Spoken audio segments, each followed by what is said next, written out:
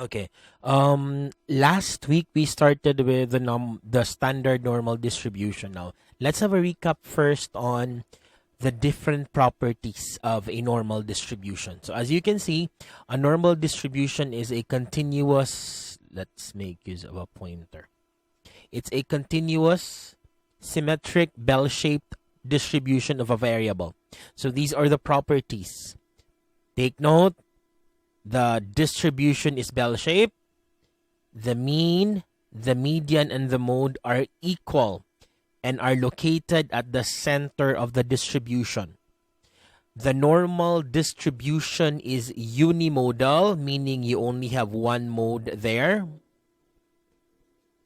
The normal distribution curve is symmetric about the mean, meaning the shape are the same on both sides. So take note, it is symmetric about the mean. Number 5, the normal distribution is continuous. So it continues to the left and it continues to the right. The normal curve is asymptotic, meaning it never touches the x-axis. So when I say asymptotic, it never touches the x-axis. The total area under the normal distribution curve is 1.00 or 100%. The area under the part of the normal curve lies within are the following. We have 68, we have 95, we have 99.7, depending upon the number of standard deviation. So we have here the figure. This is the normal distribution curve. As you can see, dire makitaan ang mean, ang median, ug ang mode naa siya tunga-tunga. So ang mean equals sa median equals pa jud sa mode, and you can see that at the middle part. So that will be the 0 part. So this is the positive z, the positive 2z, when the z value is positive 3. If you'll go to the left of 0, we have the z value of -1, a z value of -2, a z value of -3. And take note of the percentages. From 0 to positive 1, this is 34.13%. From positive 1 to positive 2, kinipod siya. From positive 3, positive 2, there you go. Same thing with the other side. Okay? And as you can see, from -1 to positive 1 z, it's about 68%. If you're gonna have -2 to positive 2 z, it's about 95%. And if you'll be having -3 z and positive 3 z, it's about 99.7%. So this is the normal distribution curve. Okay? Now, when you transform raw scores into z-scores, these are the steps. And this will be our formula. You will subtract the mean of the population from the raw score. This is the raw score. This is the mean population. The population mean. Then divide by the standard deviation of the population. So this will be our formula. If in case we are looking for the raw score and you're given the z-score, this will be the formula. Ganiha, given the raw scores, isolve si z-score. What if ang raw scores ang unknown?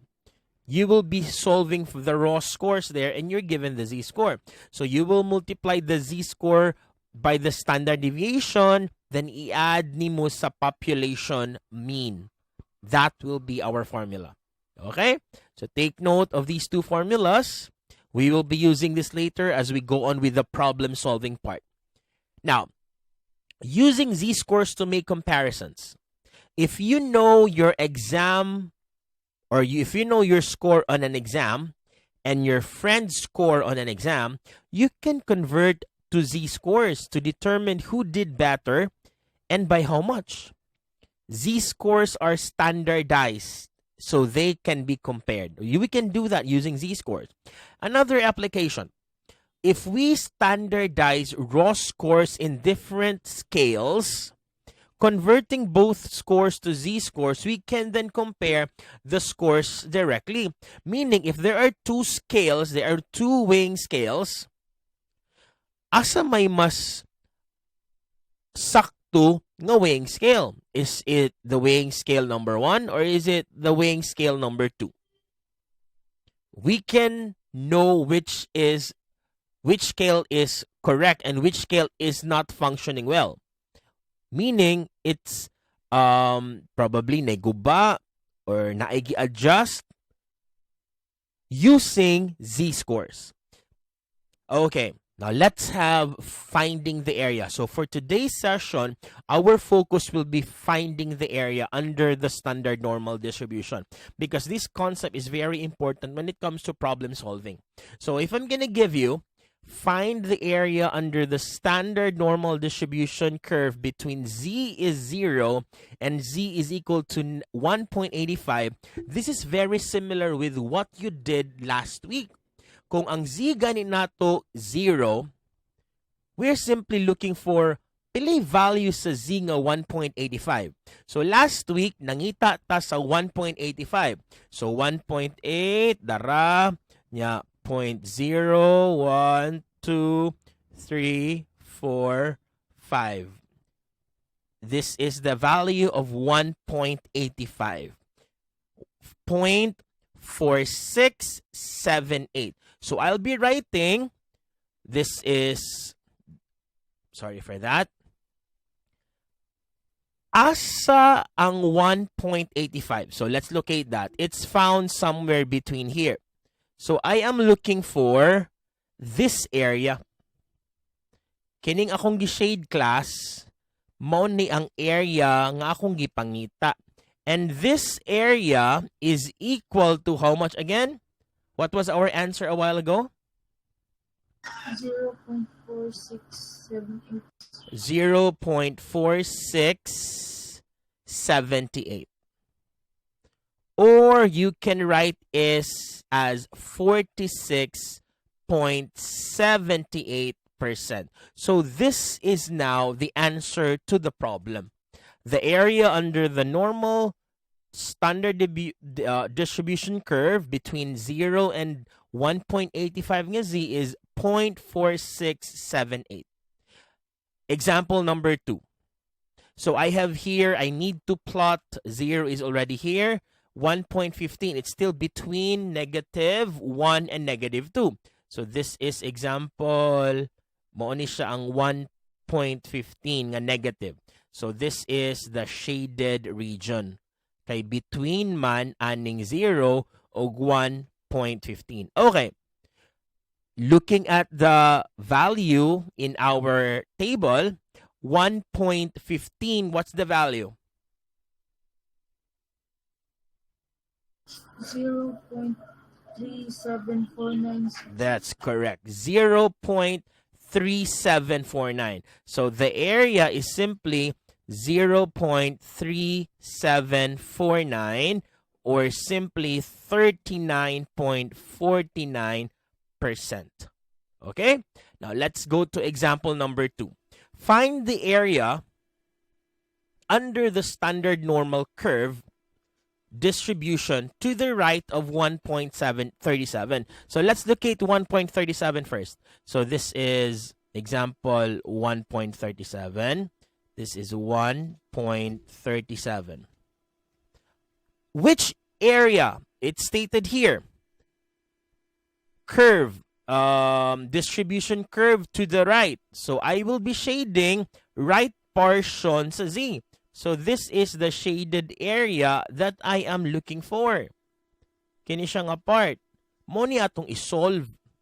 So take note, di ba pwede man ni nato siya isolve kini nga area class kini siya. If we will be solving this, how much is this area? Kini siya. Oh, you make use of your Z table. So the value of 1.37, 1.37. Where is 1.37?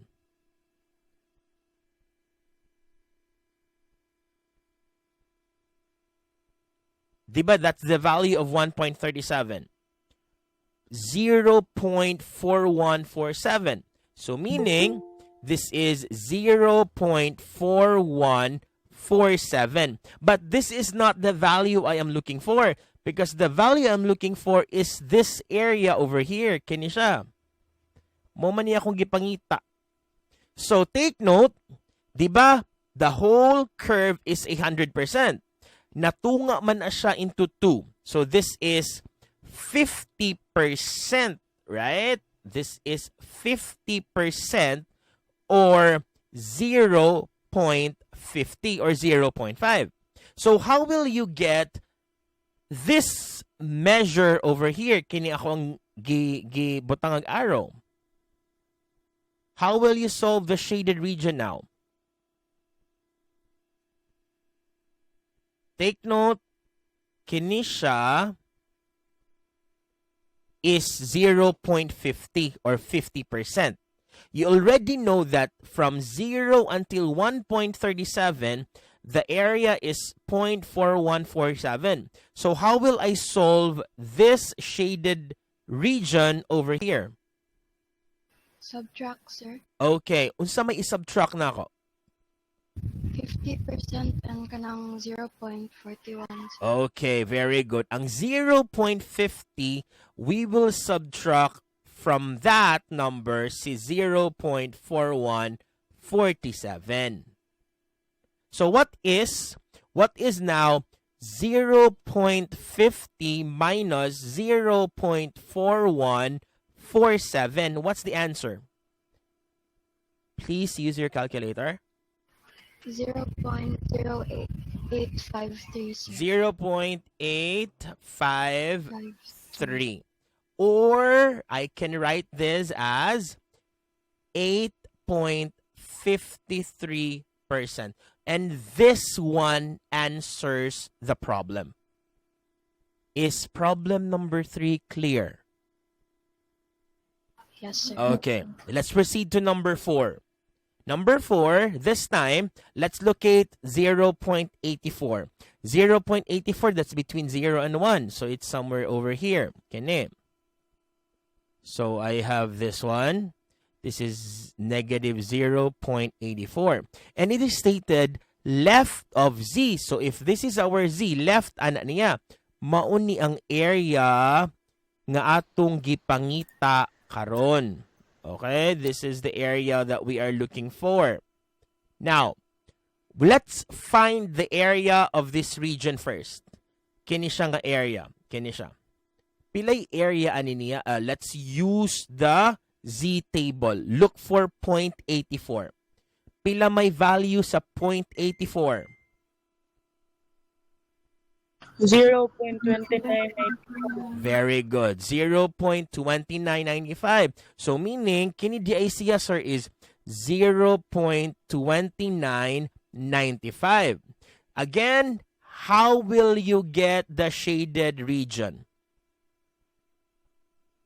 Subtract, sir. Subtract again. Use 50. 0.50. I-minus na ko si 0.995.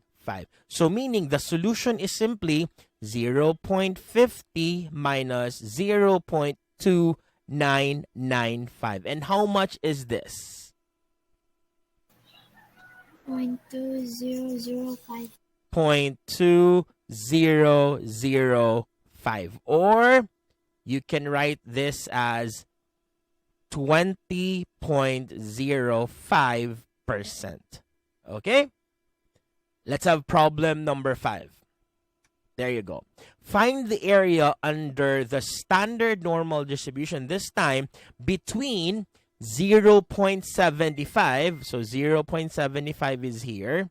Example, that's 0.75. Ug si 1.35. Example, sir, mauni siya si 1.35. So let's get the area first of 0.75. So if I'll focus on 0.75 nga z, pila may iyahang value sa area? Pila ang value sa area? 0.2734. Okay, 2734. So we have 0.2734. So class, kining 2734 is from 0 until 0.75. Okay, what about the other area, which is Z nato is 1.35. Pila may area from 0 going to 1.35. 0.4115. Okay, 0.4115. 0.4115. Okay, here's the thing. We already know nga from 0 until 1.35, this is the area. We also know that the area of 0 going to 1.75 is this. How will you get this area here? Kay between man ni 1.75 og ni 1.35. How will you do that? Minus, sir. Unsa may i-minus na ko, ana? 0.75, sir. 0.75 from, asa man siya i-minus? 135, sir. Okay, so meaning kining 0.4115, I'm using the areas now. 4115, I will subtract 0.27 from that. 0.2734. And what's the result? When you subtract 0.4115 and 0.23 or 2734? 0.1381, sir. 381. Is this correct? 13, sir. Sorry, 0.13. Okay, let me make the correction there. Erase. Okay, is that correct now? Yes, sir. Okay, Yes, sir. there you go. So meaning this area, this shaded region here, mao ni siya ang area niya. 0.1381. Is problem number 5 clear? Yes, sir. Let's go to problem number 6. So find the area under the normal standard distribution curve between, this is now 0.65. So I'm going to locate 0.65 negative. That's over here. Example, negative 0.65. Si 1.83, example, diri located. Diri si negative 1.83. So I will be looking for, let's start with 0.65. 0.65 nga Z. How much is the area? 0.2422, sir. 2422 is right. So we have 0.2432, right? Or 22? That was 22. Let me make the correction first. Eraser. Okay, this is 22. What about if you're given the Z-score that is negative 1.83? What's the area? 0.4664, sir. 0.4664. Okay. 0.4664. What are you going to do to get this area over here? Subtract, sir. Subtract what? 0.4664 to 0.2422. Okay, 0.4664 minusan na akong 0.2422. And what's the result? 0.22 42, sir. 42. And that will be, or we can write that as 22.42%. That will be our area of the shaded region. Is number 6 clear? Yes, Yes, sir. sir. Let's go to number 7. Let's go to number 7. So there we go. There we have it. This time you are given a negative Z. Let's locate. Example, this is negative 2. No, it's over here. That's not the location. Let's delete that. Eraser. Okay, so negative 2.42 is somewhat located over here. And 1.76 is located over here. Now let us get this area by using the z-score, which is negative 2.42. What's the area? 0.4922. 4922 is right. 0.4922. Now let's go to the other area. This one. Using the z-score that is 1.76. How much is it? 0.4608. 4608. We have 0.4608. Now, here's my question. To get the area between negative 2.42 and 1.76, what will you do with the two areas? Add, You sir. add. So it's a matter of analyzing kay tanan naman na siya, kini naman siya tanan. So it comprises of this and this. So how much is 0.4922 plus 0.4608? 0.953, sir. 953 0 or pwede rin na 953 or 95.30% or 0.3%. Is number 7 clear? Yes, sir. Okay, let's go to number 8. Number 8. Find the area under the standard normal distribution to the left of 1.61 nga z. So let's locate 1.61. That's over here. 1.61. The left of z meaning kini siya tanan.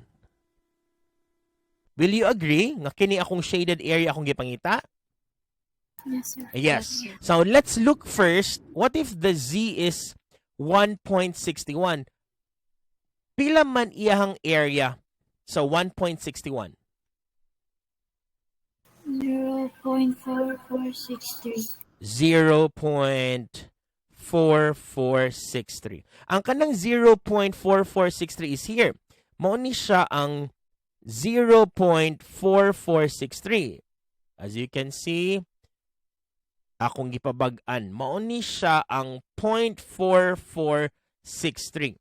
Now my question, how will you get the total area to the left of 1.61? Add, sir. Ansa may i-add nako? What will I add? Add 50, sir. Asa man 0.50. kagikan og 0.50? Sa 0.4463, sir. Asa ni gikan ang 0.50? Sa other half Other sa half sa atong curve. Very good.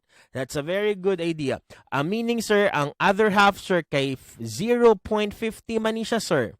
Kini siyang other half. Kini siya. So, ako nang i-add ni 0.4463 para makuha na ko tanang area. And how much do I get when I add the two numbers?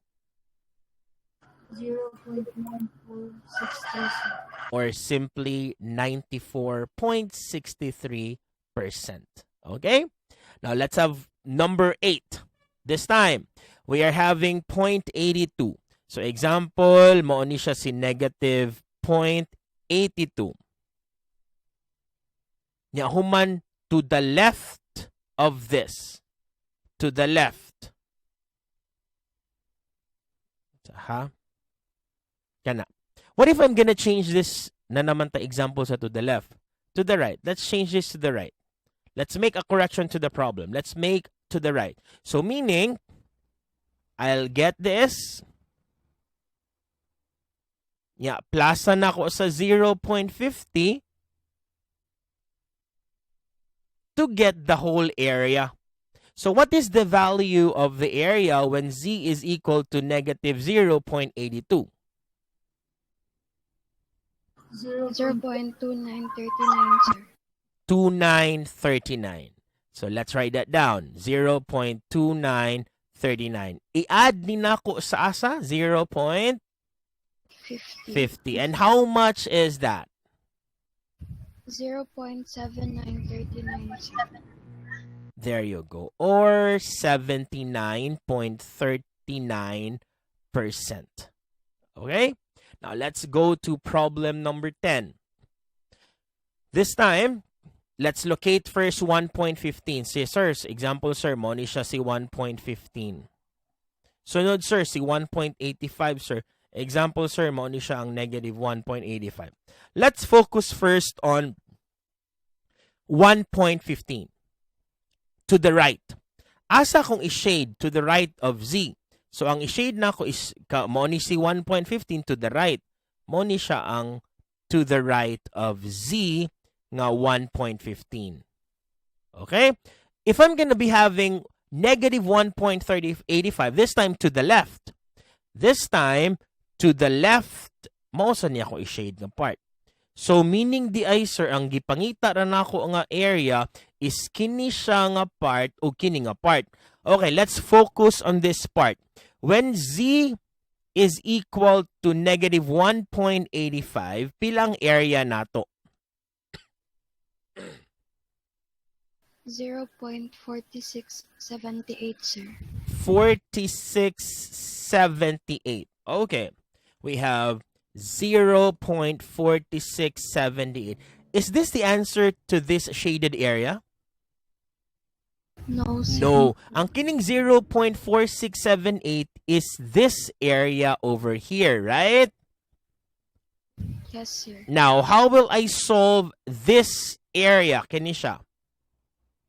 Subtract to What? 0.50, sir. Very good. So, meaning the area is simply 0.50 minus 0.4678. And how much is that when subtracted?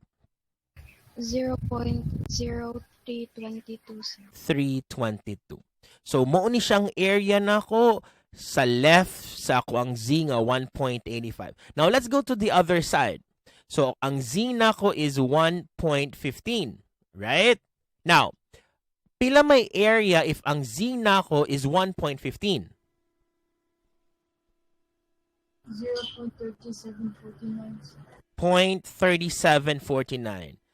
0.3749. Now, is this the area of the shaded region? No, sir. No, it's this area. Kini siyang wa gi-shade. So, how will I get the area of the shaded region? Subtract.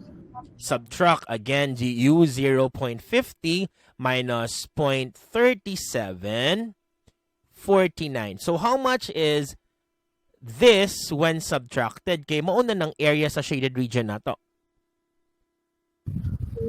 0.1251, sir. 1251. Okay, here's the thing. How will you solve the total area now? Add, sir. I-add. Asa may i-add na ko, ana? 0.0322 plus 0.1215. Okay, 0.1251. 5. And how much is the sum? 0.1572. 15. Is it 15? Yes. Yes, sir. 73. Yes, sir.